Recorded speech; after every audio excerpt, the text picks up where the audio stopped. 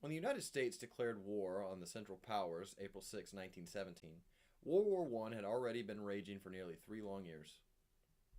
Despite strong opposition to entering what many Americans saw as a European war, the U.S. had nearly been brought into the war in 1915 when Germany declared unrestricted submarine warfare and sank the Lusitania, a British ship carrying U.S. citizens.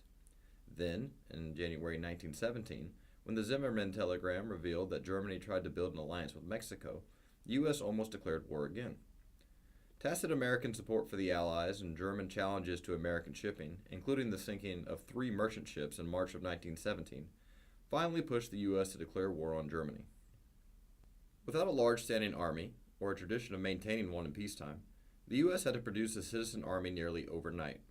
As a result, Secretary of War Newton Baker set to work creating the Selective Service Act of 1917, which instituted the draft. The Act's guidelines determined that all males aged 21 to 30, and later men from 18 to 45, were required to register for military service. Despite nearly 350,000 draft dodgers between 1917 and 1918, the draft succeeded. 2.8 million troops, nearly half of all U.S. forces that fought in the war, were drafted. The men who made up the U.S. Army in World War I came from all walks of life. They mirrored the U.S. population at the time. Many were farmers, others were laborers, about 10% were students. Despite the success of the draft, the U.S. Army did not have the infrastructure to support so many new recruits and volunteers.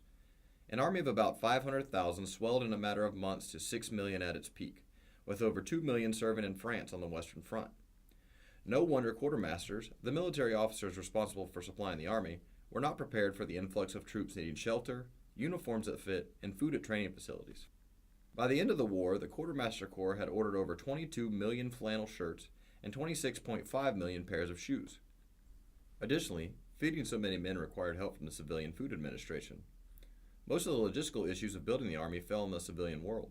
For instance, hotel staff near some military bases were asked to act as the cooks for the new recruits. The tough training regimen for the new recruits focused on trench warfare, which the Europeans had been facing for 3 years.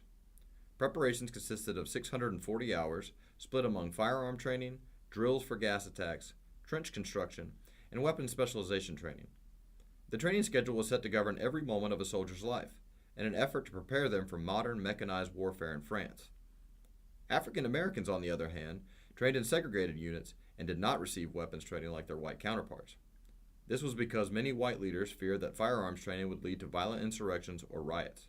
Instead, black troops spent their time learning how to supply the army through forestry, earthwork building, and other roles. Marching and drills taught soldiers how to act as one, responding to orders without hesitation. This intended to help soldiers cope with the fear and uncertainty they would face in battle. Soldiers devoted hours every day to physical fitness by running, crawling, climbing, and marching with the heavy packs of equipment they would carry into battle. This physical fitness regimen intended to boost morale and build team spirit when coupled with various games including foot races, boxing, basketball, football, and of course baseball, the American pastime. In fact, American soldiers brought basketball to France for the first time. The sport was unknown in Europe before World War I.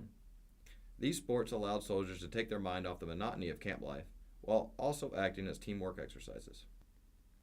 After the excitement and exhaustion of training, troops often sat idly while waiting to embark for France by way of Hoboken, New Jersey, New York City, or other major U.S. ports.